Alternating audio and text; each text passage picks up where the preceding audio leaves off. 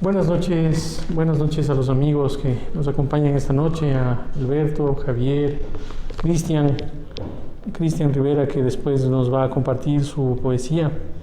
Ya lo voy a presentar, pero antes quisiera contarles que salió el número 13 de revista El Criticón. Circulamos siempre quincenalmente. Trae un artículo sobre política. La fiesta democrática ya pasó, ahora falta el chuchaqui, que escribe El Náufrago. Una colaboración de Estefanía Benavides, que trae un dibujito con un poema. Un texto de Freddy Álava, que él acaba de publicar un libro en editorial El Conejo, Spencer, goleador universal. Bueno, es una reedición en realidad de Spencer. Una ilustración de Giovanni, un cómic. Tenemos un glosario de quechuismos para todos.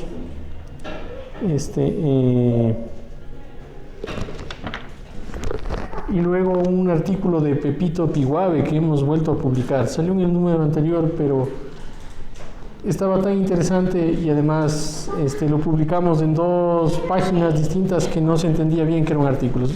Bestiarios, aproximaciones al circo romano.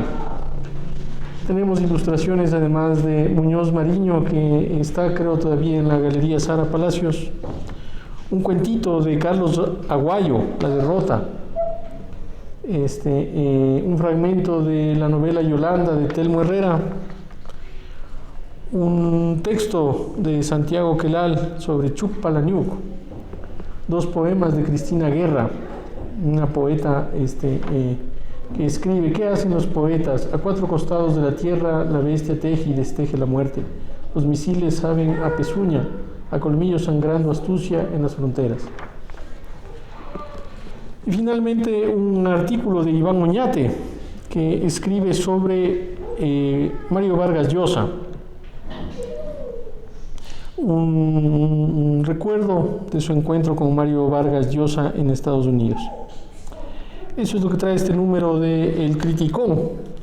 Lo presentamos esta noche en el cafecito y voy a presentarles brevemente a Cristian Rivera. Él nos leerá pues parte de su obra, unos 10 o 15 minutos, y después conversaremos quienes estamos aquí en el café. Cristian Rivera, Quito, 1977, realizó estudios en Ciencias del Lenguaje y Literatura en la Universidad Central del Ecuador.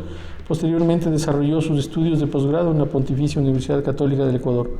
Durante más de una década ha ejercido la docencia en distintas universidades del país en diversas áreas como filosofía, literatura, semiótica y crítica literaria. En el año 2008 fue reconocido simultáneamente con los premios universitarios de poesía y ensayo Alfredo Pareja. Ha participado como ponente en el 56 Congreso Internacional de Americanistas, en las terceras jornadas de teorías y literatura latinoamericanas y en el Encuentro Internacional de Docentes de Lengua y Literatura. Es fundador y coordinador del taller de creación literaria Atelier en la carrera de Pedagogía de la Lengua y la Literatura de la Universidad Central del Ecuador, grupo que fue galardonado el 2022 con el premio Universidad Central, donde Cristian ha sido profesor docente. Y aquí además hay un comentario de Javier Oquendo que después nos comentará algo más. Entonces, pasa por favor para que...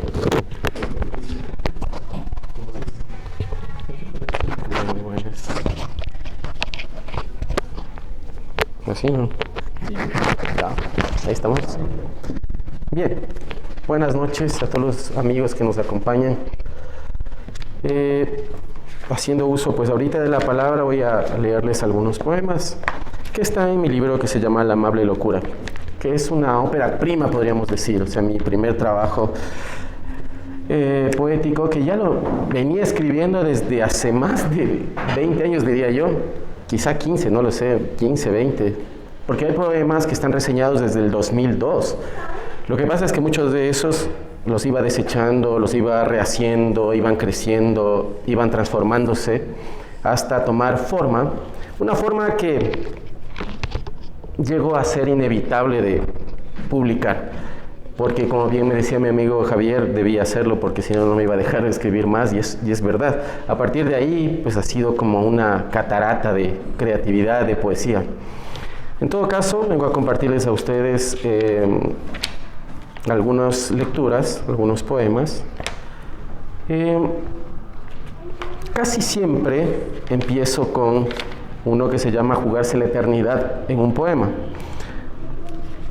Dice, para ustedes, me avisan el tiempo, ¿no? Jugarse la eternidad en un poema. En toda palabra existe un asedio. Cada palabra es una sombra perfilándose sobre la blancura del papel. Por la poesía creemos haber vencido, pero de esa conquista engañosa vive el poeta, una eternidad prestada. Nada nos preserva del oleaje inestable de la materia, la piedra, el metal. Cosas que existen para no morir también se entregan al deterioro de los nombres. Toda identidad convoca una ausencia y en ningún otro sitio como en la página nos es dado contemplar los restos de un eco fugitivo. En la lectura de otro hemos de ser rescatados. A su tiempo, los ojos que leen serán reemplazados por otros. Tampoco permanecerán las palabras. Y así como los dioses recuerdan su deuda de permanencia en los ciclos, la página retendrá la posibilidad de una pregunta en la vastedad del lenguaje. ¿Cuánta tinta me separa de la muerte? Bien. Segundo, donde siempre hago reseñas porque hay que explicar un poco de qué se trata o de dónde viene la construcción poética. Segundo, ya me lo han escuchado muchas veces, pero siempre lo leo. Se llama Funeral de la Madre y pues fue la creación por un sueño. Tuvo como excusa un sueño, una pesadilla más bien, en el que soñé yo que mi madre se moría. Y desató tal tristeza en mí que ni despertándome parecía que seguía el sentimiento o algo arrastrando del sueño, de la pesadilla. Y la única forma en la que logré exorcizar ese pesar, ese tremendo dolor, fue a través de este poema que se llama Funeral de la Madre. Bien, les leo, dice: Funeral de la Madre. Madre, de tus manos conservo el amoroso rencor de ofrecerme al mundo. De tu tanto, yo era apenas al calor de tu suma y fuera de ella me amparaba en la cubierta de tus dedos como una yesca encendida. Se recreaba mi corazón en la palpitación de tu cifra, como el tiento mineral del pez que se agita fuera del agua. Me venían ganas de prenderme en tu seno y lloraba porque no era tu marido. Ahora, lejanamente tu calostro ha ido cebando aquella convalescencia que me diera tu latido, sitiándome en el rostro la madurez de tu arruga exacta, y no es por eso la pena, no. Es la condena de los besos con que te alejas a medio acabar los cuentos. Es tu compás en el tejido, la poesía umbilical que me convidabas. Madre, una vez más te ha buscado mi mueca de niño enciclopédico por no entender las cosas, por no advertir el énfasis en un tratado de biología moderna donde leía: una vez suspendidos los latidos del cordón, se liga y se corta. Madre, el ambiente está que se corta con un cuchillo. Bien, yendo a algo mucho más, ni siquiera no puedo decir alegre, porque la amable locura, si tiene una característica, es que es un sube y baja de emociones. O sea, yo escribo con bastante humor, al menos este poemario está con mucho humor, hay mucha reflexión. Yo creo que en todos los poemas hay mucha reflexión, pero hay una reflexión mezclada con el humor, con la tristeza, obviamente con la congoja y todo esto. Es decir, logré reunir una serie de sentimientos alrededor de lo que está escrito. Es una buena colección, diría yo, a la que le tengo mucho cariño, mucho temor, siempre le tuve, pero que al final es algo que voy aceptando y que me gusta mucho ahora leerlo, verlo ya en papel, no verlo publicado. Bien, a continuación viene uno que se llama Contraveneno. Tiene una especie de, ¿cómo podríamos decir? Algo ya un poco más rebelde, ¿no? Bueno, ni tanto, pero hay otro que es un poco más rebelde, pero este ya va creciendo el tono increciendo de los poemas que vienen a continuación. Entonces dice: Contraveneno. Si se ha rendido un labio bajo esta sed de promoción, no me lo pregunten. Yo no sabría referirlo. Lo siento manifestarse en mi salud, en la alegría de ser joven, intenso, impetuoso, salud que aviva, plenitud que fortaleciéndose, profana. Está llagando, está hiriendo a los acreedores del suspiro, a los ceñudos de la elocuencia. Ha insinuado junto al nudo amargo de su entrecejo la veta de un labio fácil entre las tetas solemnes de la angustia. Pero se engañan los poetas de la algarabía y del motín. No pretendo hacer el juego a los poetas aturdidos, a los safios, a los frenéticos que encuentran el poema entre las puertas de los retretes universitarios.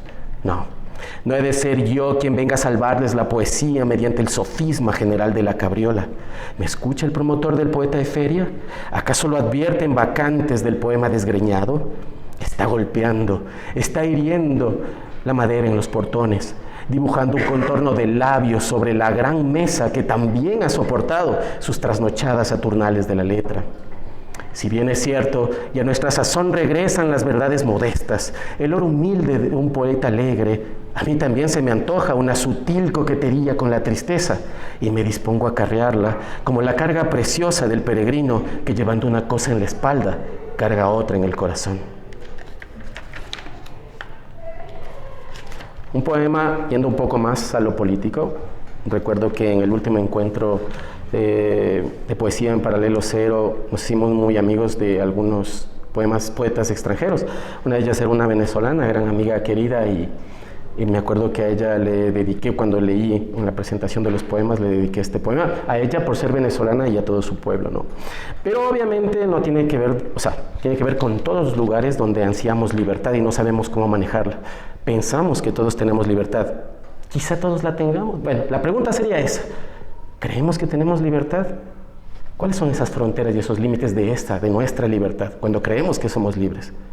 Pues veamos qué dice este poema sobre la libertad. Dice: queremos seguir creyendo en ti, libertad, así se llama. Y empieza con una pequeña nota de Lope de Vega. Dice: oh libertad preciosa, conocida tan mal de quien la tiene. Dice: queremos seguir creyendo en ti, libertad, a pesar de tus piezas de convicción. Hoy me declaro en desconfianza contra el más fogoso de tus apologistas. Bien sabemos que a la sombra de todo incorruptible aguarda plácida e irreconciliable la afilada letanía del fanático. Libertad, hablo de ti como algo mío y acaso descubro en mis razones el oculto afán de quien procura encerrarte entre conceptos. Y si fuera cierto, libertad, ya nadie te toma el nombre sin antes procurarte un golpe de gracia. Si bien la culpa es nuestra por mostrencos, por empuñarte toscamente, y es que conocimos muy chicos la infamia de subastar tus apodos laterales, la feria indigna de tus licitaciones, lo hemos visto. Por eso ahora tu oferta no se nos antoja en bocas administrativas, tampoco en la querencia de tus versos, ni en el astuto salmo de claro oficio anarquista.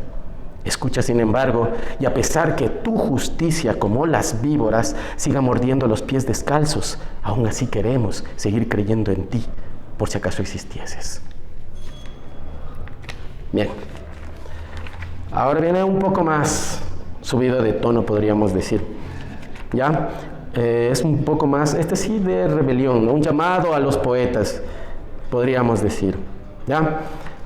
Tiene mucho de la rebelión de la forma de ser de los jóvenes. Recuerden que yo vengo escribiendo La amable locura desde el 2002.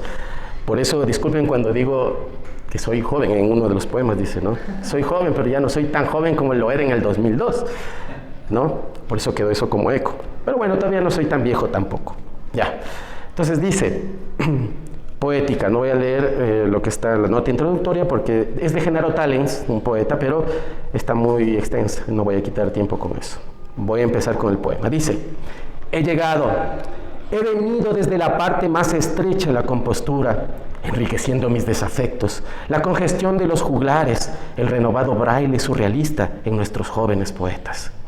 Allende, el refinado cosía parches sobre la celda nobiliaria del estilo, y con formal arteria su industria nos dejó en la comisura de los labios apócrifas lactancias. Así anduvieron los corinos, los descalzados edipos de la esdrújula, descendían con los redobles del trueno a encender la arquitectura impar tras el rincón oscuro, donde un nigromante de salón ilustraba el mármol de alguna rima de cementerio. No obstante, el peso teórico decantó la purga, y al poner en la balanza su expresión de aparecido, dejó ver su fórmula narcótica en el verso. Propios y peregrinos se alinearon frente a la ruptura, herejía, herejía. Impugnaron con sus baremos, blandieron la norma y sin saberlo venteaban su aparatoso encierro de claustro. Ante la puya, fustigaban coartadas rigurosas, académicamente ciertas, mas descomedidas contra el poeta nómada, apresurándolo a madrugar al crudísimo día de ser hombre, Pero aquí he llegado, a pesar de la zancadilla prosaica, a proponer el gesto, a mostrar que aunque la jaula sea de oro, jamás dejó de ser calabozo. Aquí he venido porfiando, jadeante, lengua afuera, para quererte, para exigirte, para malcriarte. Bien, como va creciendo de tono, pues rebajámosle un poquito con algo de humor, ¿ya? Dice, hay algunos de humor. No me importaba cuando era joven hacer cosas así. Ahora me siento un poco ya más enrojecido cada vez que lo leo, la verdad no sé por qué. Debe ser un síntoma de vejez, no lo sé. Pero bueno, dice, clasificados. Alarma esta sección clasificada en los periódicos locales. Es el puro espanto el escote de la oferta, la subasta de nuestras miserias en plena arteria comercial. Así se anuncian ciertos lemas promocionales y al leerlos imagino el ansia financiera palpando la ingle pública. Viejo verde busca chica ecologista, joven divorciado arrienda media cama, mujer de 46 busca hombre de 23 para hacer 69. Ya lo decía Oscar Wilde, qué mal negocio es la vida del hombre y en qué vil mercado se nos pone a la venta. En ocasiones me es difícil sobrellevar con entereza la vocación gerencial en un poema de González Tuñón. Si quiere ver la vida color de rosa, eche 20 centavos en la ranura. Y así, con diligencia laboral me entrego al regateo, a la subasta comercial que aviva el tendón editorial en un golpe de martillo. Bien, sigamos entonces. Viene otro más picante. Se llama Priapea, me lo han oído leer muchas veces. Y siempre tengo que leer el extracto que está acá abajo, la explicación, ¿no? Al pie de página. Porque piensa que estoy haciendo una oda a mí mismo. Y no es así. No soy tan desvergonzado, ¿ya? Así que Priapea, vamos a ver de dónde viene. Dice, se conoce como Priapeos a una colección de poemas latinos cortos de carácter erótico festivo, dedicados al dios Príapo, hijo de Afrodita y castigado por Hera a sufrir una deformidad. ¿Cuál era esa deformidad? Un enorme miembro viril. El origen de los Priapeos se remonta al siglo I después de Cristo, en la época del emperador César Augusto. No obstante, su vertiente popular se encuentra en una serie de grafitos anónimos hallados en Pompeya. Se cuenta que en Lámsaco, una de las principales ciudades de Grecia, en Misia, a orillas del Helesponto, se rendía homenaje a Príapo mediante el sacrificio de burros. Bien, hecha esa explicación, vamos a donde está Priapea. No quiero extender mis explicaciones. Prolongar un rumor es asunto de mojigatos y murmuradores. El axioma popular implica que al caballo malo se lo venda lejos. Por eso, entre cotilleos comentan que a mediodía ni con sombrero mexicano echo sombras sobre las puntas de mis zapatos. O que con mi talla es posible ir de la evidencia al embuste, desmereciendo el prestigio de mis campañas ardorosas. Pero como iba diciendo, no quiero extender mis explicaciones, ni recurrir al vergonzoso auxilio de los eufemismos. Tomen en cuenta que lo adolece quien tanto lo comenta. Por eso no cambio mi sonrisa, ni el guiño confidente cuando alguien me pide explicaciones sobre la fama del burro, y yo le digo que otro día les cuento, porque la cuestión es muy, muy larga. Bien. Como todo tiene, siempre he dicho, todo tiene que poetizarse, o todo es poetizable, pues también hay que meterse con aquello que parecería horroroso, que daría un poco de asco. Pero todo eso es labor de la poesía y del poeta. Nos hacemos demasiado cantándole las cosas bellas y sublimes. Siempre me ha parecido un poco falso eso.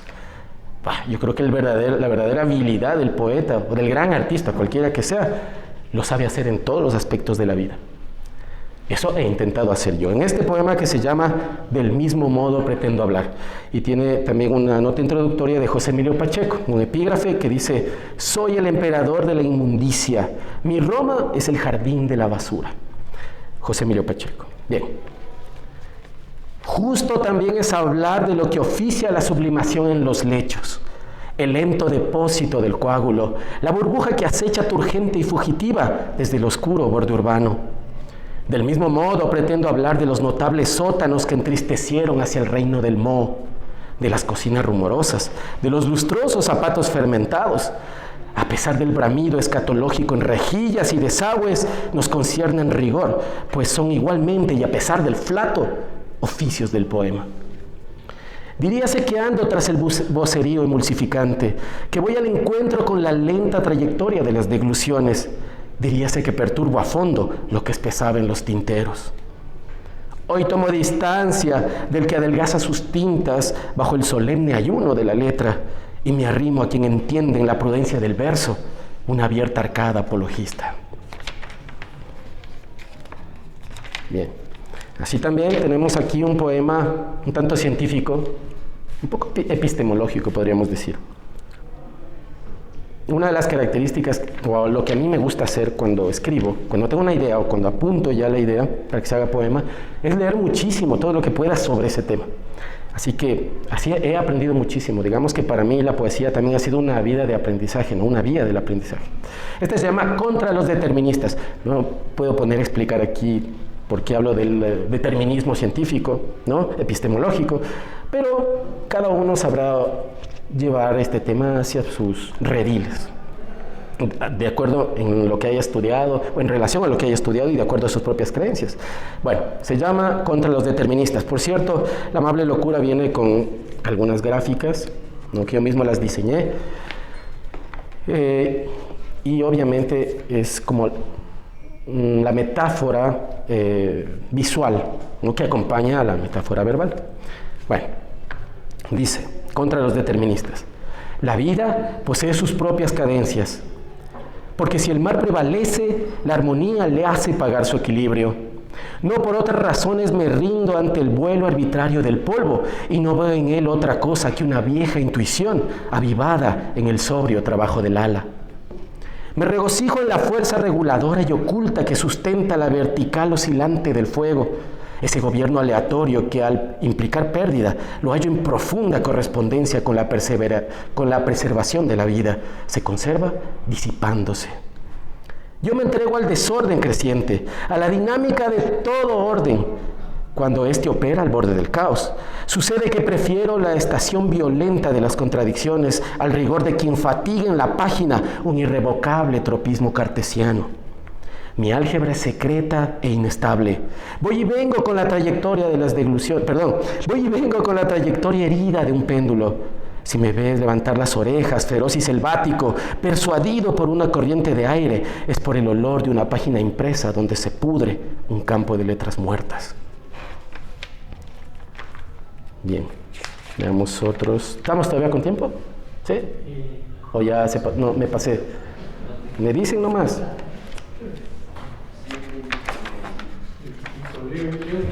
Uno más, veamos qué será. Porque lo que pasa es que la máquina no tiene tanta memoria y después no puedo subirlo. No hay problema. Uno más, no. Tampoco he pretendido que se llene la memoria. Bien. Hay un poema que a veces lo he tenido relegado. Me gustaría leer todos siempre que hago lecturas, ¿no? Y por lo general termino leyendo los que ya han escuchado ahora, pero este lo he dejado siempre, nunca he avanzado a leerlo. Y pueden ver aquí, en la ilustración, es una rememoración, podríamos decir, de la... Hay una... Iwo Jima se llama, ¿no? Esta, ¿cómo sería? Una representación que hay en Estados Unidos, ¿no? Entonces yo lo he hecho lo mismo, una especie de guerra y con unos niños que están levantando una bandera, pero esa bandera tiene los dos países en conflictos, están mezcladas las dos banderas, la de Israel y obviamente la otra en conflicto. Bueno, a este le llamé Días de Ira, ¿no?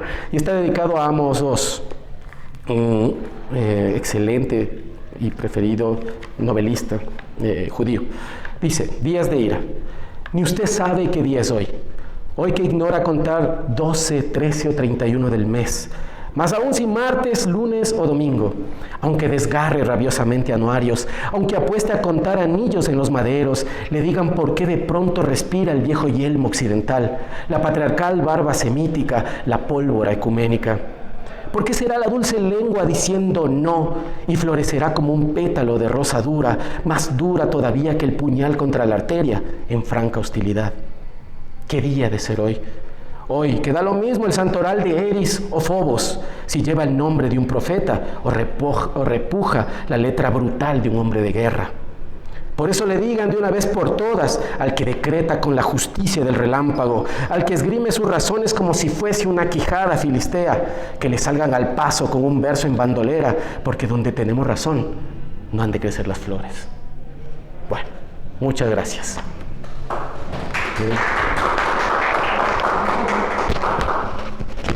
Ya. ¿Le paro? Gracias. Aquí. Buenas noches.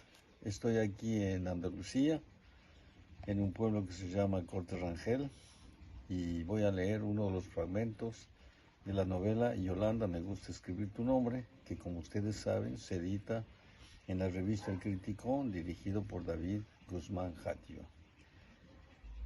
Ahí les va el fragmento de Yolanda, me gusta escribir tu nombre. Mujeres raras en el cine. Yolanda y el hombre sentado junto a ella es un buen ejemplo. ¿De qué me quejo si desde el inicio de mis andadas sexuales, salvo contadas excepciones, siempre he salido con mujeres comprometidas o casadas, en todo caso que ya tenían pareja? Una de ellas, Pierrina, confesó que había decidido irse de amores conmigo porque había visto en mí el hombre discreto, el que no crearía problemas. Déjale a tu novio o marido y vente a vivir conmigo, discurso que ellas más de una vez ya lo habían vivido. No era la primera vez que a su marido le ponían cuernos y en ellos colocaban la madeja de lana para tejer el suéter que le regalarían al amante. Sobrino, hasta la fecha, conserva el que a él le había tejido Penélope. Para ellas, la primera infidelidad, difícil. No es tan fácil hacerlo. Una se resiste, me dijo Zoe. Luego el remordimiento nos persigue, acusa, enseguida. Una se acostumbra a tener amantes. ¿Por qué y para qué? Les preguntaba, sobrino. Pues sonreía. Para cambiar de rutina, la pasión ha terminado. Se hace el amor por costumbre, que nos dejen dormir tranquilas. Una de ellas, mientras bailaba, se dejaba acariciar por su hombre, sin dejar de mirar mis ojos como diciendo, no te preocupes, que tú también tendrás tu parte, tuya será la cereza del pastel. Con mi marido solo estoy calentando los motores. La oportunidad llegaba, espérame en el piso que queremos alquilar, toma, es la llave de la puerta. Lo cómico fue que en una de esas escapadas, a quien hallamos fue al marido en los brazos de su querida. Escenas de grito. Ahí les dejé peleando. La querida del marido, casi desnuda, vino detrás de mí, terminó de vestirse en el ascensor. Me preguntó si yo había venido en auto, pues no tenía ni un centavo para el autobús. Vivo cerca, le dije. El auto lo tengo aparcado ahí. Mira, le indiqué un auto que no era mío. Tienes que arreglarte, le dije. Si quieres, ven a mi casa. Bueno, dijo y me dio la mano. Miriam se había quedado con ganas, yo también, así que concluimos. Lo cómico del asunto es que el auto que yo le había mostrado diciendo que era mío, había sido de ella. También trabajaba en bienes raíces. Gracias a ella obtuve un arriendo muy conveniente en un quinto piso y con balcón. Desde muy joven, como que me ha gustado vivir situaciones parecidas. Claro, luego, cuando escribía un cuento, iba mucho más lejos de lo que en realidad había vivido. Cambiaba nombres, fisionomía, geografía, nunca se sabe. La narración podía caer en manos chismosas. La fidelidad no existe, me decía yo, así que nunca me preocupé por la fidelidad de mis compañeras. Si no hubiera sido eso, no hubiera salido con Yolanda. Además, escribiendo también me inventaba infidelidades, normal. Lo que yo hacía con otras, mi compañera lo hacía con otros. El que lo hace la paga.